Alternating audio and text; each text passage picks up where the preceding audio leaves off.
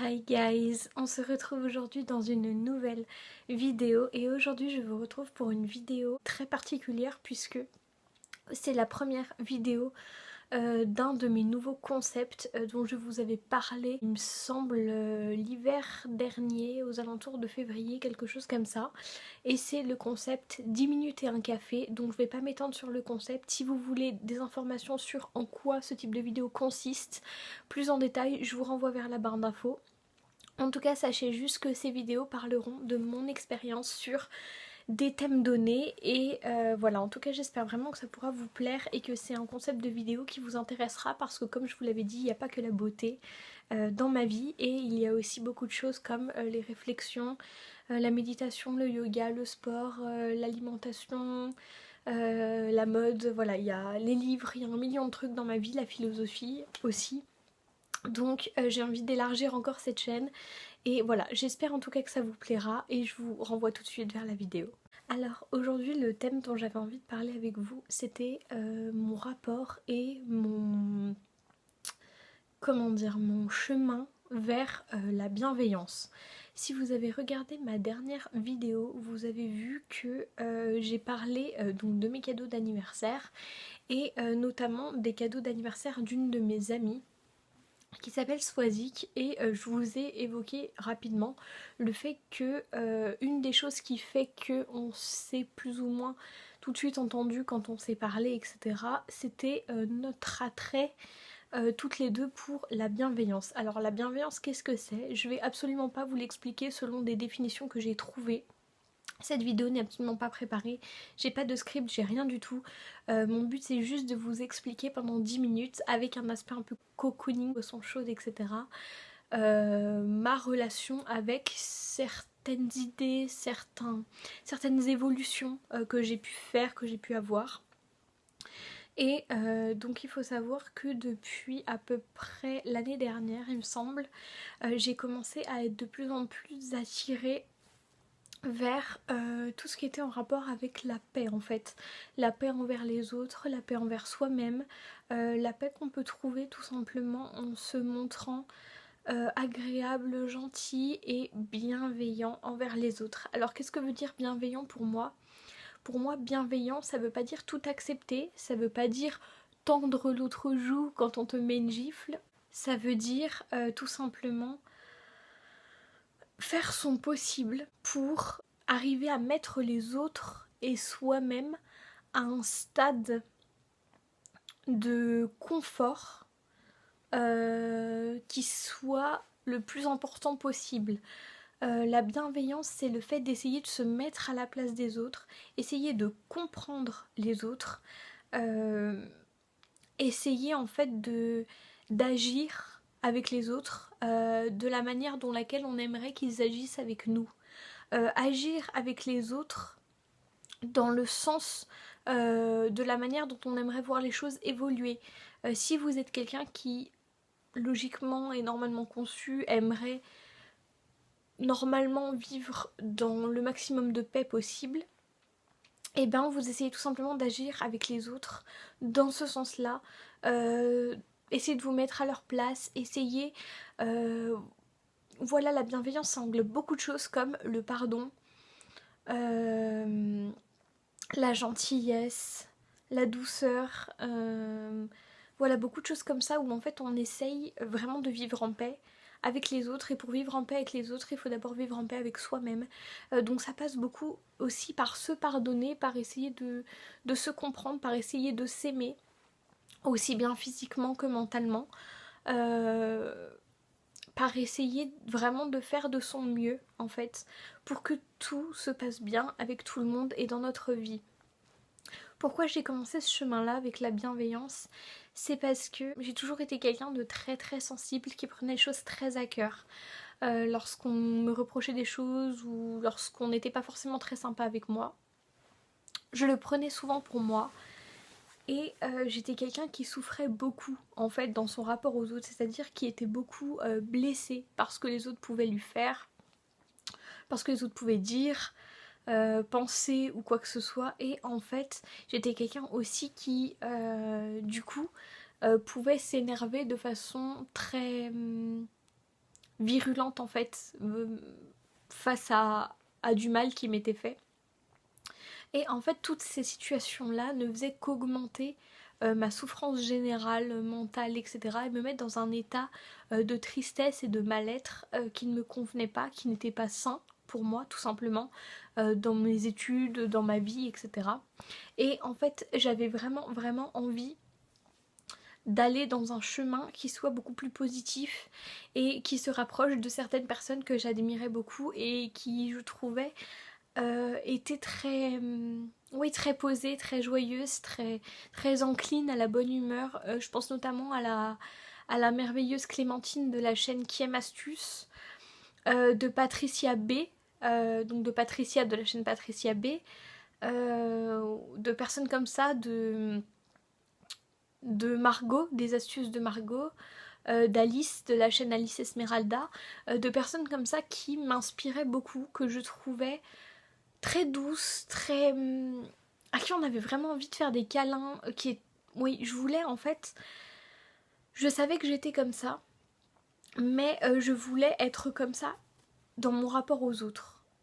Savoir offrir aux autres ce que ces personnes-là m'offraient, même si c'était à travers une vidéo, c'était quand même des choses qui m'étaient offertes, c'était quand même un bien-être que je ressentais après avoir vu certains de leurs contenus. Et c'est passé aussi par des personnes que j'ai rencontrées voilà, dans la vraie vie, entre guillemets. Et j'avais vraiment envie d'avoir ce rapport-là aux autres, ce rapport de bienveillance, ce rapport de ne jamais en fait, si vous préférez, souvent vous avez des relations avec les gens et vous avez par exemple une amie, pour prendre un exemple concret, qui vient vous dire oh tu sais, elle m'a dit ça et tout, elle est vraiment pas sympa. Et en fait le truc c'est que il y a tout un contexte autre part. Et il faut jamais avoir qu'un son de cloche en fait de l'histoire au final, parce que vous avez la manière dont l'autre personne l'a vécu. Et en fait ce que je voulais surtout faire, c'était arrêter de condamner les personnes parce que j'avais entendu ça, vu ça, ou parce que la personne m'avait dit ça. Tout ce que je voulais, c'était un peu me positionner. En fait la bienveillance, c'est parfois un peu se positionner comme l'avocat du diable. C'est un peu se positionner parfois comme l'avocat du diable, je trouve, parce que c'est dire aux gens d'accord, ok, mais est-ce que tu as essayé de voir les choses sous cet angle-là? Et c'est toujours en fait essayer d'être réconfortant envers les autres, de leur apporter de la joie, du bonheur, du bien-être. C'est prendre soin des gens, tout simplement en fait. C'est des choses que j'ai toujours voulu faire par exemple, mais que j'ai jamais osé faire par timidité. Par exemple, la dernière fois je suis sortie de ma salle de sport et j'ai vu une fille qui était accroupie dans l'herbe et qui avait un mouchoir sur son nez et sa bouche. Et à travers ses doigts, on voyait que le mouchoir était rouge, donc je voyais qu'elle saignait du nez. Et d'habitude, peut-être que par timidité, j'aurais pas forcément osé aller la voir en fait. Et personne n'allait la voir, tout le monde passait devant elle. Elle était toute seule comme ça. Et donc là, j'ai juste pris mon courage à deux mains et je suis allée la voir et je lui ai demandé si elle avait besoin de quoi que ce soit, d'eau, de mouchoir, d'aide, si elle voulait que je l'emmène au centre médical de l'université, parce que ma salle, c'est celle de l'université en fait, qui est gratuite pour les étudiants. Et donc j'ai tout simplement, voilà, je lui ai proposé mon aide, je lui ai demandé si elle était sûre, si ça allait bien, si elle voulait que j'appelle quelqu'un pour elle. Et en fait ça pour moi c'est un exemple parfait de bienveillance. Alors pour certains ça sera tout simplement un acte de civilité en fait, c'est-à-dire quelque chose que tu fais parce que c'est dans les convenances, parce que tout le monde aurait à faire ça en théorie. Sauf que, en réalité, donc en théorie tout le monde aurait à le faire, mais en pratique ce n'est absolument pas le cas. C'est-à-dire que j'ai vu beaucoup de gens passer devant elle et même la plupart des gens ne la regardaient même pas en fait. Et je sais pas, je pouvais juste pas en fait passer devant et faire comme si rien ne se passait alors qu'elle saignait. Et encore c'était pas un acte grave, je veux dire elle s'est pas fait renverser, elle saignait du nez, c'est pas forcément grave. Mais au cas où, et surtout au cas où même elle soit paniquée, qu'elle se sente démunie, voilà, on sait jamais. Et proposer de l'aide comme ça, pour moi c'était un acte de bienveillance et c'est un acte qui m'a fait du bien. C'est un acte, quand je suis partie j'étais contente parce que je me suis dit j'ai fait ce qu'il fallait. Je suis pas juste passée devant et je me suis dit bon bah elle ira elle-même au centre médical ou de toute façon quelqu'un va bien l'aider. J'ai fait ce que j'aurais eu envie qu'on fasse pour moi. Et en fait c'est plein de petits actes comme ça qu'il faut parfois se bousculer à faire. Il ne s'agit pas de se forcer, mais il s'agit de se dire, si j'étais dans sa situation, qu'est-ce que j'aimerais que quelqu'un fasse? Est-ce que ça me ferait plaisir peut-être que quelqu'un prenne 2 minutes pour s'arrêter et me demander si j'ai besoin d'aide? Parce que en soi, c'est tellement simple, c'est tellement rien en soi, juste de demander si tu as besoin d'aide, je suis là. C'est tellement rien. Et pour certains, je suis sûre que vous allez me dire, oui, mais ça, tout le monde devrait le faire, ou peut-être que certaines personnes pensent que tout le monde le fait. Mais c'est absolument pas le cas. Un truc bête, ça m'est arrivé aussi plusieurs fois, une fois en l'occurrence, de faire tomber quelque chose dans un supermarché et de le casser lorsqu'il est tombé. La plupart des gens, vous serez d'accord avec moi, partent et laissent le truc comme ça au milieu du rayon et de toute façon ils se débrouilleront parce que c'est leur travail. Sauf que quand tu veux être dans une démarche de bienveillance, ton travail à toi, c'est de te mettre à la place des personnes qui sont là. Et non, ces personnes ne sont pas là pour ça. Elles sont là pour entretenir le magasin, mais pas pour... disons pas pour faire les larbins en fait, clairement, c'est pas leur travail. Donc ce que j'ai fait, c'est que je suis allée à l'accueil du magasin, que je leur ai dit, voilà, que je me suis excusée, que je leur ai signalé le rayon dans lequel c'était arrivé, que je leur ai demandé s'ils avaient besoin d'aide pour nettoyer, etc. Parce que c'est normal. C'est du savoir-vivre en fait. La bienveillance, c'est un peu relié pour moi au savoir-vivre, dans le sens où il faut se mettre à la place des personnes, et la bienveillance, c'est un peu plus fort que le savoir-vivre, dans le sens où c'est faire en sorte que les autres se sentent bien au maximum quand ils sont avec toi, que toi, tu les mettes toujours dans une situation de confort en fait. Donc voilà, je pense que je vais m'arrêter là pour cette vidéo. Je pourrais vous parler 15 ans de bienveillance, mais l'idée c'est que ces vidéos durent une dizaine de minutes environ. Donc je vais essayer de pas trop dépasser. J'espère en tout cas que ce que j'ai dit aura pu être intéressant pour vous, que encore une fois ce concept là de vidéo vous plaira, que vous ne serez pas trop chamboulé, que ma chaîne soit aussi diversifiée. Encore une fois, même si ça peut me mettre de côté une audience particulière et donc peut-être retenir certaines personnes de s'abonner à ma chaîne ou quoi que ce soit parce que certains contenus ne les intéressent pas forcément. Ça m'est pour ainsi dire un peu égal parce que j'ai tout simplement envie de faire ce qui me plaît et que je me dis que si moi j'aime toutes ces choses-là en même temps, il y a sûrement aussi beaucoup d'autres personnes qui les aiment aussi.